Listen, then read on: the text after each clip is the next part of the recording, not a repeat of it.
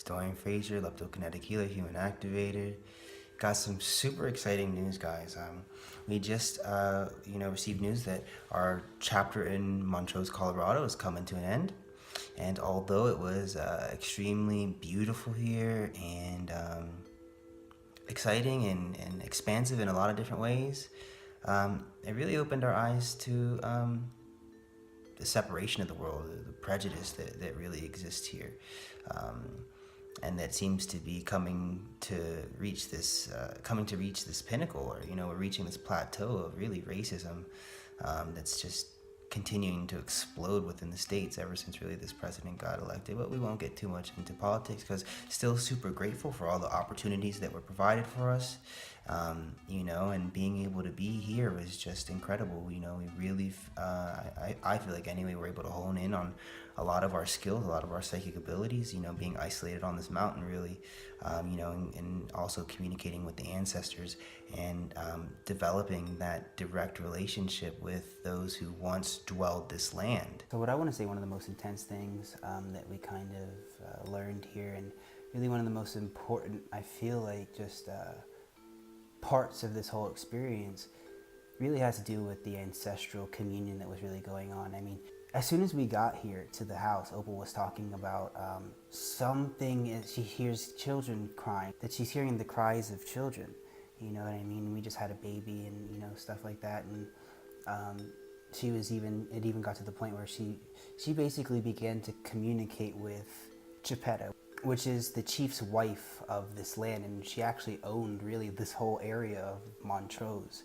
And Opal started learning the history via this communication from Geppetto, the actual history of the land, and a lot of the things that were happening here, like the children being stolen.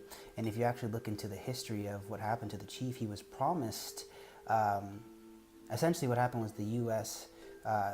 Took his son from him, and and essentially until he signed over the land, or signed a specific treaty or something like that, they weren't going to give him his child back. And he took the trip to the States and signed the paperwork, and upon signing the paperwork received his son, and it wasn't his son. So there was a lot of that going on, just the stealing of children in this area. I even got my son stolen from me.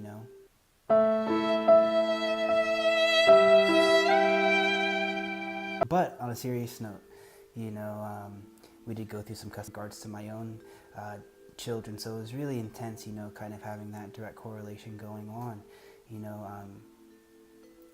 and not to mention some of the messages that were coming from the original people of this land was that, their messages weren't so nice. They weren't about love and light, and I know a lot of people don't want to hear that and will say whatever they will, but a lot of their messages were filled with a sense of rage and anger, and a sense of the desire of retribution, and having their side of history told, having their stories told. You know what I mean? That's why this place is what they say, what they call haunted. We like to call it enchanted. And out of all of that, what transpired was us learning kind of who we are, because we felt very weird kind of speaking out what the ancestral spirits were coming to us and saying on this land. We felt like it wasn't our place necessarily, because we don't belong to a tribe here. However, they quickly reassured us that this was essentially our right, because we actually are indigenous people.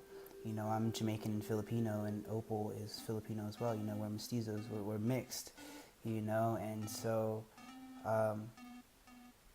we got the message that not only that we should speak out on this, but we need to speak out on this, and we need to bring these things to the surface to be dealt with. Because otherwise it just stays and it stagnates and it festers and nothing is done about it, and continues to percolate on the land, causing discord, causing the droughts you see, causing the lack of rain, causing the fires. You see, this is what happens when you don't live in harmony with the land, when you don't acknowledge the truth, when you don't acknowledge the story of the people who were here first. And for me on a personal level, I say this out of love for my people, not a hate or not trying to create separation of any form. But when you're an immigrant, when you are a person of color, a lot of our history has been erased and eradicated. And so a lot of us don't know who we are or where we belong or where we fit in. And we grow up, feeling out of place. You know what I mean? We're too white for the black kids and we're too black for the white kids. And, it's a really weird place to kind of be in.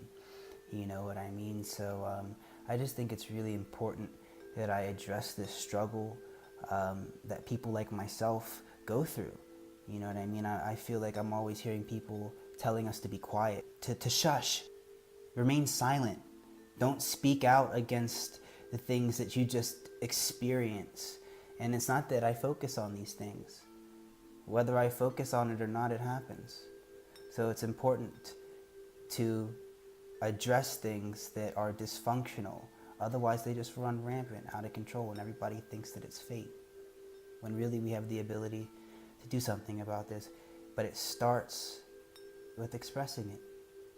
It starts by talking about it. It starts by coming together and recognizing people's problems and things that we deal with on not just from a personal level, but from the level of establishment, from an institutional level, So us developing this extremely intimate relationship with the ancestral spirits on this land and recognizing our own identity were really some of the pinnacles of this trip. Not to mention we really created some concrete structures within our business, within my process and the way that I'm systematically working and how we're passing on this information. So we developed a lot of structure, on this journey. And for all that, I'm so thankful for everything that we experienced. You got to take the good with the bad and you got to transmute it into, what you want, what you're trying to create, what you're trying to make. You can sit here and dwell on, the shit that happens to you all the time that sucks. Or you can take that and use it as your fuel to do something great. But if you're liking our travel videos, where we're exploring the lands and things like that, be sure to give us a thumbs up, hit the subscribe button, let us know what we can do. I'm going to really start trying to do vlogs while we're out on our travels, kind of documenting the whole process as opposed to just little tidbits here and there, and have it be a little bit more live and a little bit more interactive. So definitely looking forward to our next chapter.